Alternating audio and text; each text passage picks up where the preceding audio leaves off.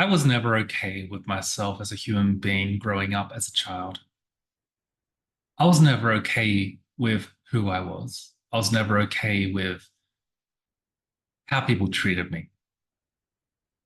I was never okay with my social standing. I was never okay with not being able to fully express myself the way I wanted to. I just wasn't okay.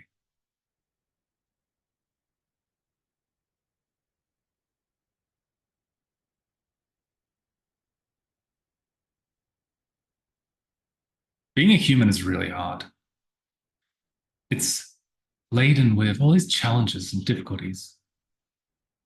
We rarely get to be our genuine self, especially as we get older, especially as we become adults. It gets harder and harder and harder. It's easy when you're a child. If you see a frog and you want to go get your friend and bring them to see the frog and to play with it, you will. If you want to get an hourglass and burn ants on the driveway, you will.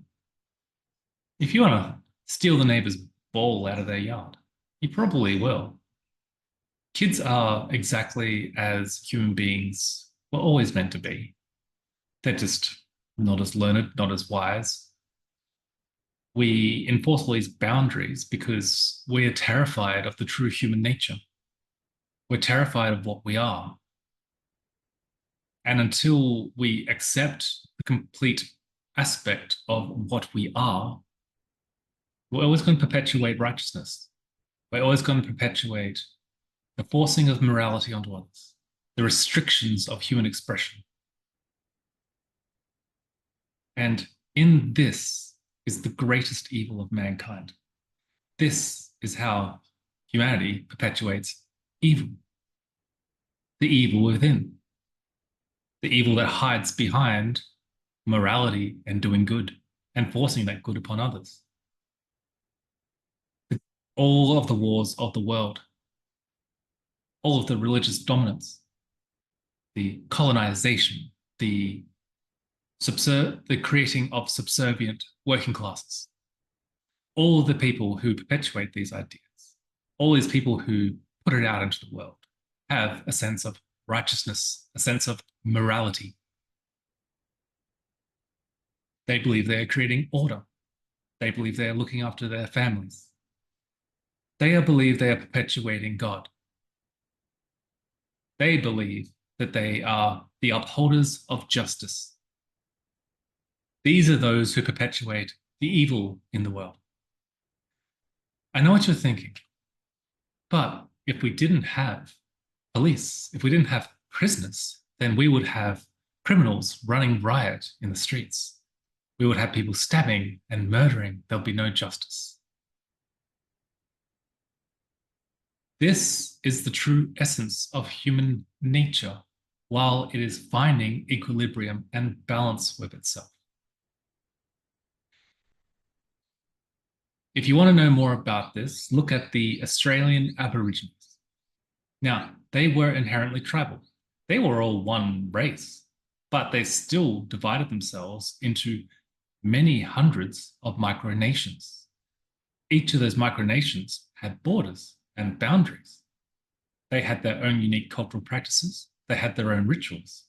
And if anyone crossed their boundaries, if they weren't carrying a kangaroo or something to trade, then they were met with great hostility.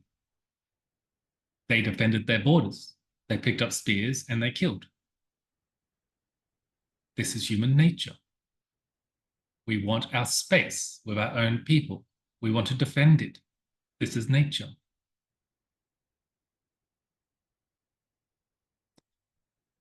I fear for the current world, the multicultural world that we live in, because this nature has not gone away. It's inherently here to stay. And while times are good, there's abundance of food, there's abundance of resources, everything is lovely. But what happens when the food runs out? What happens when the electricity is shut off? Human nature will reveal itself. And this inherent multiculturalism will become rapidly tribal. This is what we are setting ourselves up for. And that's the truth. Right now, it's lovely. Many cultures coming together. I have friends from all kinds of cultures, all kinds of places. We see the humanness in each other. We relate to each other. We celebrate each other's differences. Their cultural expressions are fascinating to me. And I have absolutely no problems with anyone like that. But we can't help it when the power gets shut out. We can't help it when the food runs out and survival kicks in and the old rules no longer apply. They will go to their people. I will go to my people. This is just what happens. This is nature. And I understand it's very controversial to say this, but it's the truth. So, is there a way to change this? Is there a way to evolve and truly not see color or race or creed as a separating identifying factor among the human race? Yes, of course there is. But we do need to evolve if we're going to get there because we're not there right now. It's just that times are good. If you truly want to change these things, the key is to go within, find the part of you that is actually authentic, actually real. Every single human being on the planet is racist. We're inherently racist. It's within us. I call it tribalism because the word racist now has inherent negative connotation. But tribalism is something we can understand. It's a more neutral term. Every person is tribal. We all have that in us. Every one of us is inherently a liar. We have the liar within us. We don't want to acknowledge it, but it's true. Every one of us has the potential to end another person's life if we want to get what we want. It's that inner ape. It's that inner part of us that will kill to thrive. That's a part that no one wants to acknowledge either, but it's in us. There's a part alive in almost every man, in almost all of our hearts, that wants to physically dominate a woman to breed. In fact, most of human history, in many pockets of the world, that was the predominant way of actually fornicating. That's been in us for hundreds of thousands of years. It's in you. You don't want to acknowledge it. You want to hide it. It's uncomfortable. It's a terrible truth, but it's true. If you want to become evolved, if you want to transcend these parts of yourself, you must first face the dark. Understand that all these parts are a part of you. Don't meet them with hostility and suppression. Rather, bring them out in the light for yourself to see, to be connected to be one with without hiding, without denying. These are the dark archetypes of our mind. These are the dark instincts. They're dark now. If you go back 100,000 years, people who embraced these parts of themselves were the ones that ate food, the ones that bred, the ones that took land, the ones who dominated.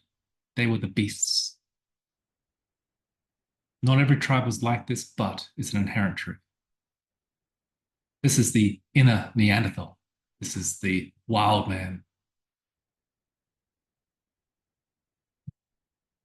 We have become a domesticated version of humanity. Some would argue that's a very good thing, but these instincts are still deeply inherent in us. It seems almost controversial to even point this out because we would rather not know this. We would rather hide from it. We feel disgusted with ourselves when we think about it. But it's true. Once you have accepted the wild man within, you've accepted these parts of you, you no longer suppress it or deny it. Rather, you meet that as a part of you with love. Understand that these are survival mechanisms. And you're not going to neurotically deny it. As people suppress and deny aspects of themselves, it lashes out in the conscious mind, unconsciously, without control. A person who you could trust for years and years and years suddenly acts out and just does something unforgivable within the family. This is an aspect of what I'm talking about. When someone is walking the street and suddenly are overcome with a rage that makes them hit someone, and that person falls and hits their heads and they die. That was an unconscious lashing out. And if you ask them, they might not even know why it happened. This is perpetuating itself as a story over and over and over millions of times a second across the planet. It's happening because we suppress. It's happening because we deny. It's happening because we don't let ourselves see the truth. But I see the truth. I see these aspects in every person that I come across. And I still love them, just like I love myself, just like I show every part of me deep love. When you do this and you don't suppress it, you don't have to act it. In fact, you're less likely to.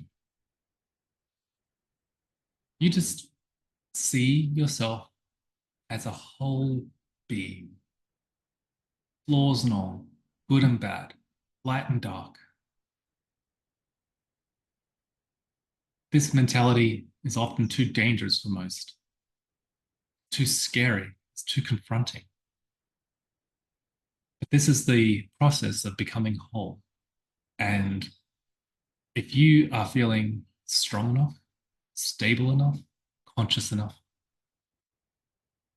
I invite you to walk this with me. Till next time, I'm Ryan Jackson Saw. I am a shadow coach, and I wish you all a very good day.